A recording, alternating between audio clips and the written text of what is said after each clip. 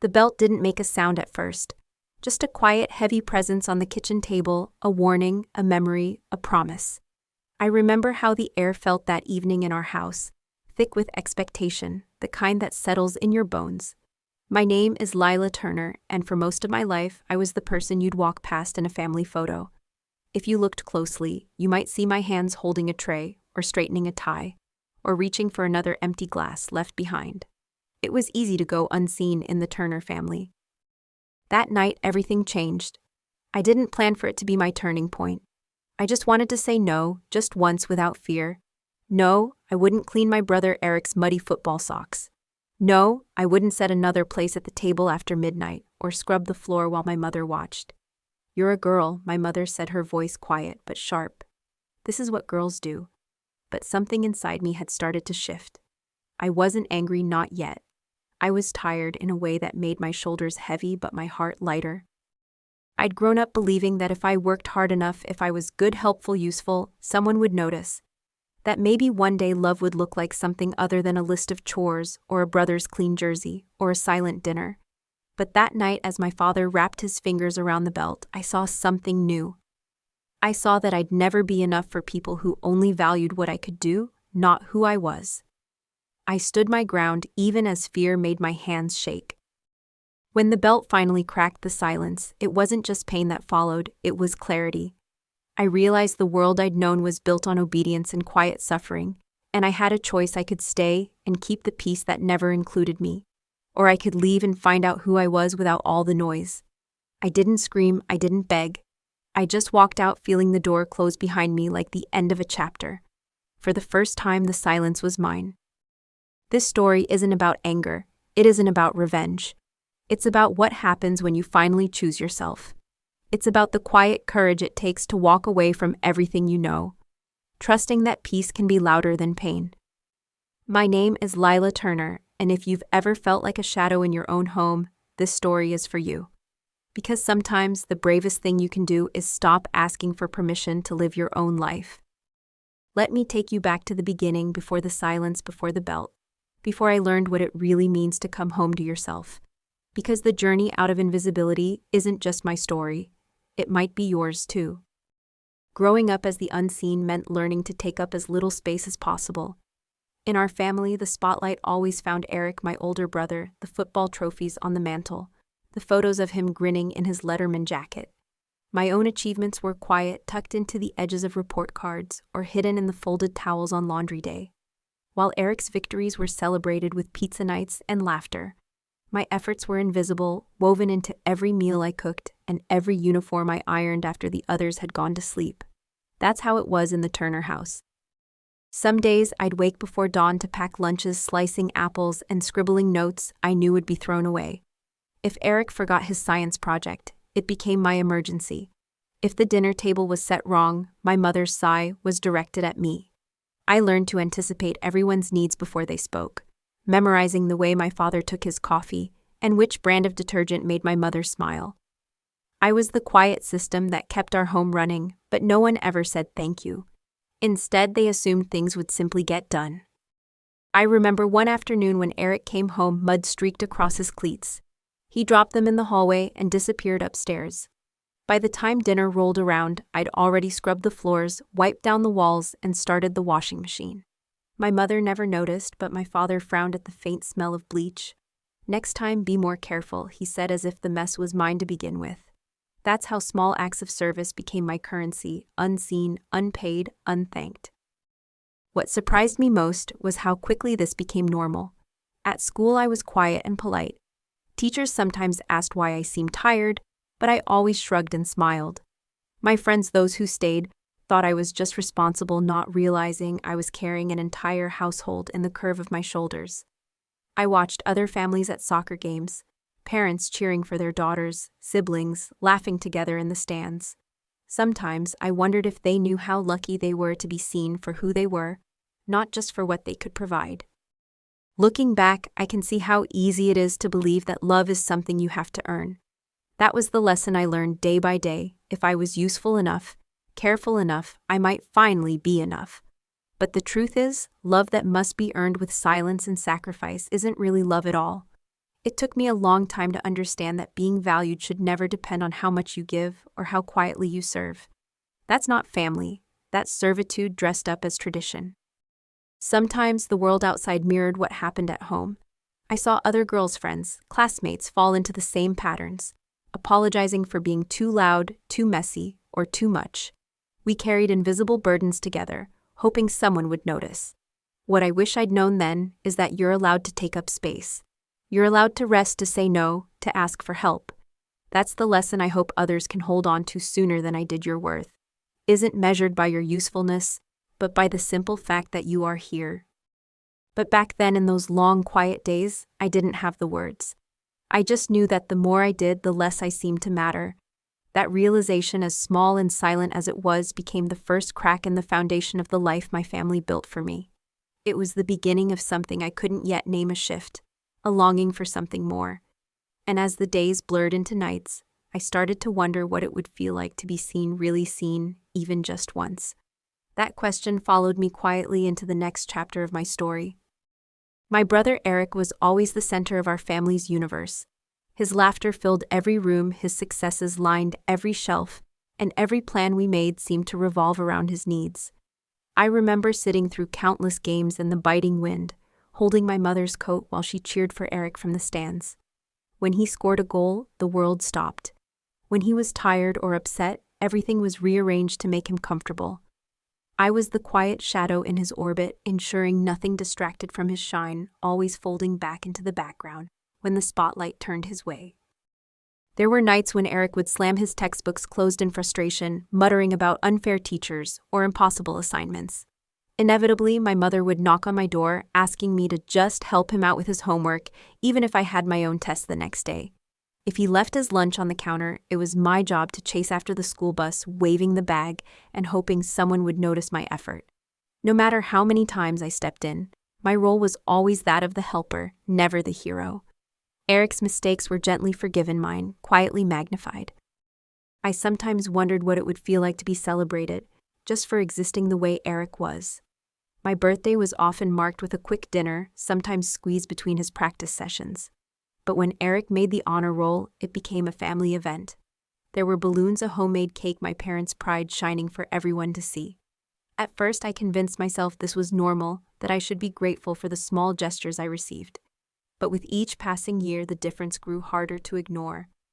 I realized how favoritism carves invisible lines in a family, shaping not just relationships, but identities. The world outside our home sometimes reinforced these lessons. Teachers praised Eric's athleticism, friends' parents admired his confidence.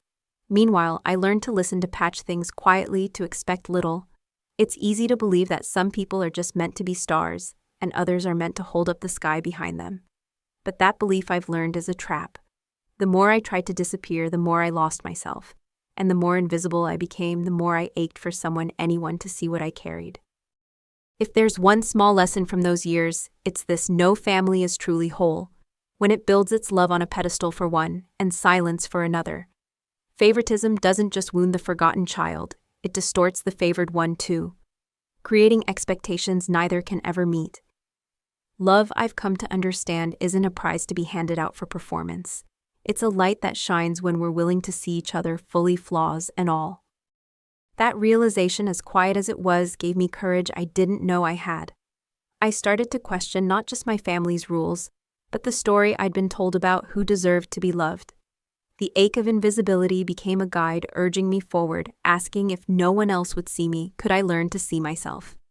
That question, tender, persistent, carried me toward the next most difficult chapter of my life. It started quietly, almost like a secret. One afternoon, after a long day of school and even longer chores, I sat at my desk and opened an old notebook. Instead of doing homework, I wrote a simple list: things I did today. At first, it was just tasks: washed Eric's uniform, cooked dinner, scrubbed the sink. But the list grew. I added the times I was blamed for Eric's lost shoes, the times I was scolded for not smiling enough, the moments when I swallowed my feelings so the house would stay peaceful. My notebook became my silent witness, holding the truth of my days. With every entry, I realized how much of my life had gone unacknowledged. I remembered the Saturday mornings spent cleaning while my friends played outside, and the late nights when I rewashed dishes, because my mother said they didn't sparkle.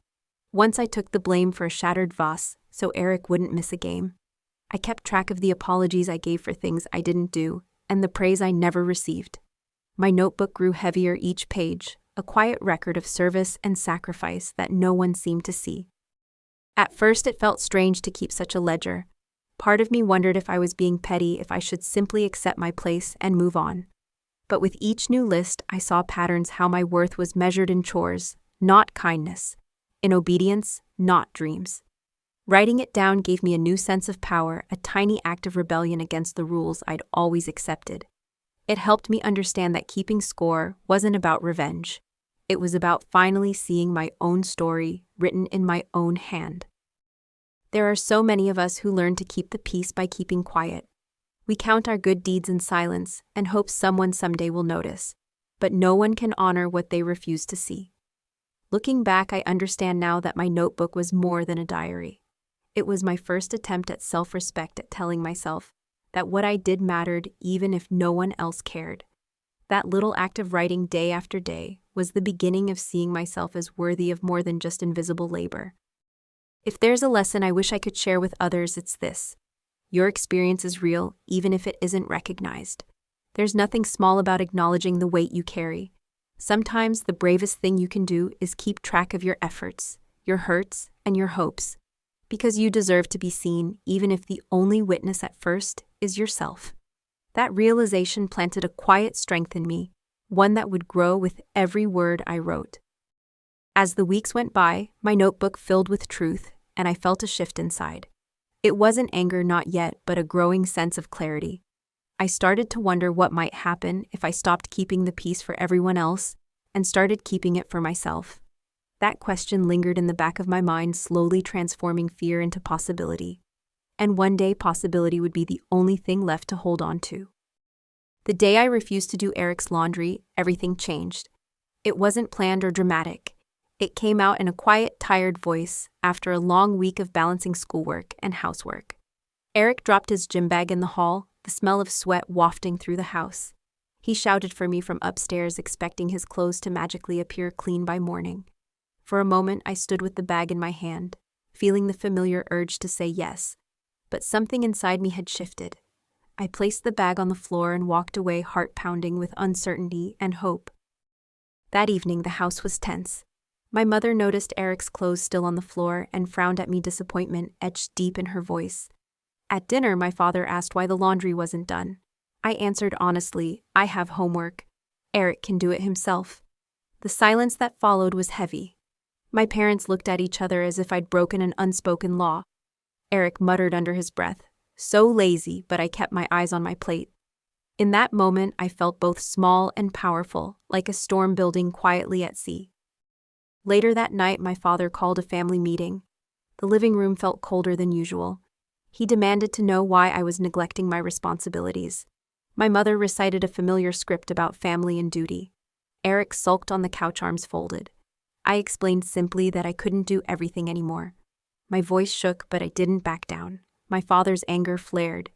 He accused me of selfishness, disrespect, and forgetting my place. But I realized that my place for the first time could be somewhere beyond these walls, somewhere of my own choosing. In the days that followed, the tension didn't ease. I found my things moved, chores left undone for me to discover, and conversations stopped when I entered a room.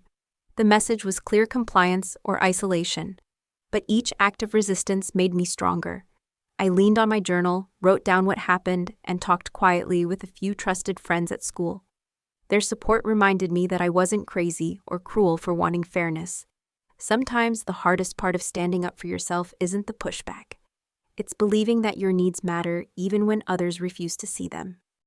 Looking back, I realized that refusing to do the laundry wasn't just about dirty clothes. It was a small rebellion against a lifetime of invisible work and unequal love. The lesson I learned is one that takes courage to accept boundaries are a form of self-respect, not selfishness. Saying no, even quietly, can be the beginning of a life where you are allowed to take up space. And sometimes, taking that first step away from what's expected is what leads you closer to your true self. The family meeting marked a turning point. That night, after everyone went to bed, I sat on my bed with my journal open, feeling the weight of what I'd done and the unknown stretching out before me. I didn't know what tomorrow would bring, but I knew I couldn't go back. The choice to honor my own needs, even in small ways, became a promise to myself, a promise that from then on, I would try to choose myself, even when it was hard. That promise would guide me into the next chapter, where leaving would mean starting over alone, but finally free. The night I left home was quieter than I expected. There were no slammed doors or shouted threats, just the soft sound of my footsteps on the porch, the cool air against my face, and the heavy certainty that I was stepping into the unknown. I didn't take much with me, just my journal, a change of clothes, and my phone. My heart ached not from anger, but from a sadness that felt as old as I was. I walked through the empty streets to Zoe's house, my best friend since childhood, hoping she would understand even though I barely understood myself. When Zoe opened the door, she didn't ask for details. She just hugged me tight and told me I could stay as long as I needed. Her mother, Mrs. Peterson, made up a small bed for me in their den and handed me a mug of cocoa. The warmth of their house felt strange at first. No tense silences, no sideways glances, just easy conversation and gentle questions. Zoe and her mom welcomed me not as a guest, but as someone who belonged. It was the first time in a long time that I felt safe enough to breathe. Adjusting to life outside my family was harder than I imagined. I woke up early out of habit and tried to help with chores, afraid of being a burden. But Mrs. Peterson would laugh and insist that everyone helped out together. Once when I spilled juice on the floor, I rushed to clean it up, but Zoe just grabbed a towel and helped without a word. It was a new world, one where mistakes weren't punishable, offenses, and kindness wasn't something you had to earn. Slowly, I let myself believe that I deserved this kind of softness. There were still moments when guilt and fear crept in. I worried I was imposing, that I would be asked to leave, or that my family would show up demanding my return. But each day brought small reassurances, Mrs. Peterson leaving notes for me on the fridge, Zoe sharing her favorite snacks, the comfort of knowing that no one expected me to be perfect. In that space, I started to heal just a little. I learned that real families aren't about keeping score or demanding sacrifice. They're about showing up for each other, not just in crisis, but in the quiet, everyday moments. One night as we watched movies together on the couch, Mrs. Peterson said, "You don't have to do anything to deserve love here. Just being you is enough." Her words stayed with me, echoing in my heart long after the credits rolled. For so long, I had believed that love was something to earn, but Zoe's family taught me that love could be gentle, safe, and freely given. That lesson changed me slowly from the inside out. As I began to settle into this new chapter, I realized that leaving home hadn't just been an act of escape. It was a leap toward the possibility of a better life. Each day I felt a little braver, a little less alone. And as I looked ahead, I knew the journey wasn't over. I was still searching for where I truly belonged. But for the first time, I believed that such a place might exist not just in someone else's home, but within myself. In the weeks after I left home, I expected my phone to buzz with worried calls or urgent messages. But the silence was deeper than I imagined. At first, I checked my phone constantly, half hoping, half dreading a message from my parents or even Eric. But each morning and night, there was nothing, not even a simple, "Are you safe?" It was a strange kind of loneliness, realizing that the people I'd served so faithfully didn't seem to notice, or perhaps didn't care, that I was gone. The absence of their voices was both painful and oddly freeing. I filled my days with new routines at Zoe's house, helping with dinner, studying at the library, learning how to live on my own terms. One afternoon, Mrs. Peterson helped me apply for a state ID and open a small savings account. I even found a part-time job, shelving books at the local library. Each task felt like a step towards something I'd never had before: independence. Yet at night, doubt sometimes crept in. Was I truly free or just lost? Would my family ever reach out, or had I become invisible in a new way? Over time, the silence from my parents became its own message. It told me that their love had always been conditional, tied to my usefulness, my compliance, my willingness to disappear behind the needs of others. When that stopped, so did their attention. I realized I wasn't just grieving the loss of home, but also the idea of family I had hoped for. It was hard not to wonder if I should have tried harder or been more forgiving. but deep down, I knew the truth. Some relationships aren't meant to be fixed at any cost. One small but powerful lesson I learned was that silence is not always emptiness. Sometimes it is space, the kind you need to hear your own heart for the first time. Without the constant background noise of criticism or commands, I discovered what I liked, what I feared, and what I hoped for. I learned to listen to myself with the same care I once reserved for everyone else. In that quiet, I started to build a new definition of family, one where I could belong without losing myself. As the weeks turned into months, I found strength I never expected.